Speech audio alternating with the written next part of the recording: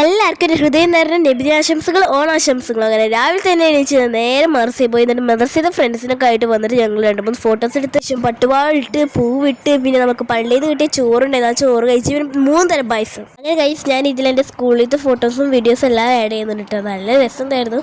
ഞങ്ങൾ ഗെയിംസൊക്കെ കളിച്ചിട്ടുണ്ടായിരുന്നു. എല്ലാ ക്ലാസ്സിലും ഗെയിംസ് കളിക്കും. അതിനുശേഷം പൊളി വായിക്കും.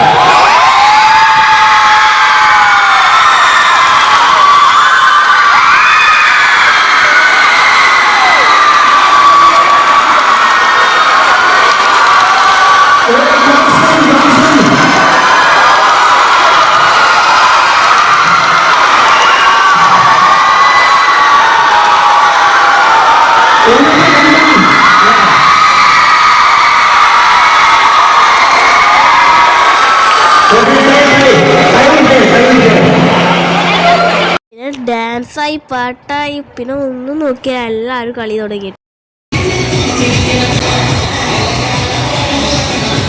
അപ്പൊ ഗൈസ് നമ്മൾ ഇപ്പൊ എന്താ ചെയ്യാൻ പോണതല്ലേ, വെറൈറ്റി പായസം ട്രൈ ചെയ്യാൻ പോണ്. വെറൈറ്റി പായസം എന്ന് പറയുമ്പോൾ സംഭവം സെയിം പായസങ്ങൾ തന്നെയാണ് ഞങ്ങൾ കുടിക്കാറുള്ള പായസങ്ങളാണ്. പക്ഷേ 3 ഡിഫറെന്റ് ആണ്. അപ്പൊ അതിൽ ഏറ്റവും കൂടുതൽ ടേസ്റ്റ് ഉള്ളത് ഏതാണെന്നാണ് നമ്മൾ ഇപ്പൊ പറയാൻ പോകുന്നത്. 3 പായസങ്ങൾ ഏതൊക്കെയാണെന്ന് വെച്ച് കഴിഞ്ഞാൽ, അപ്പൊ ഗൈസ് പരിപ്പ് പായസം ഉണ്ട്, പാലട പായസം ഉണ്ട്, സേമിയ പായസം ഉണ്ട്. ഫസ്റ്റ് ഏതാ ടേസ്റ്റ് ചെയ്യേണ്ടത്? പരിപ്പ് പായസം ടേസ്റ്റ് ചെയ്യാം. ഫസ്റ്റ് ഞാൻ ടേസ്റ്റ് ചെയ്യാം കേട്ടോ. 10 ഔട്ട് ഓഫ് ഗസ്റ്റ് ചെയ്യണം, അറിയണം. സോ നമുക്ക് പരിപ്പിന് നീ കൊടുക്കുന്നത് എത്ര മാർക്കാ? 5. ഞാൻ ഒരു 8 കൊടുക്കുന്നു. കാരണം പരിപ്പിനോട് അത്ര താല്പര്യമില്ല. കാരണം പരിപ്പ് എനിക്ക് ഇഷ്ടമില്ല, ഞാൻ കുടിക്കാൻ ഇഷ്ടം. സോ അതുകൊണ്ടാണ് ഞാൻ 8 കൊടുക്കുക. നല്ല പൈസ കേട്ടോ. അപ്പൊ നമ്മൾ അടുത്ത് ടേസ്റ്റ് ചെയ്യാൻ പോണത് പാലടയാണ്. പാലട എന്ന് പറയുമ്പോൾ എത്ര ഉഷാറെന്നല്ലേ നിങ്ങൾ വിചാരിച്ചേ? ഞങ്ങൾ അപ്പൊ മാർക്ക് അതിനനുസരിച്ചിട്ടാവാം. പാലട പായസം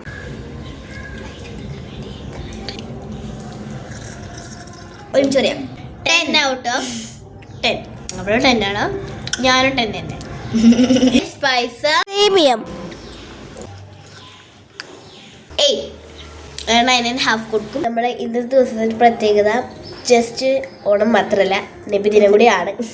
സോ നമ്മൾ രാവിലെ മദർസയിൽ പോയിട്ട് ഫോട്ടോസൊക്കെ ഞാൻ ഇതിൽ ഓൾറെഡി ആഡ് ചെയ്തിട്ടുണ്ടാവും. നമ്മൾ വെറുതെ അല്ല മദർസയ്ക്ക് പോയത്.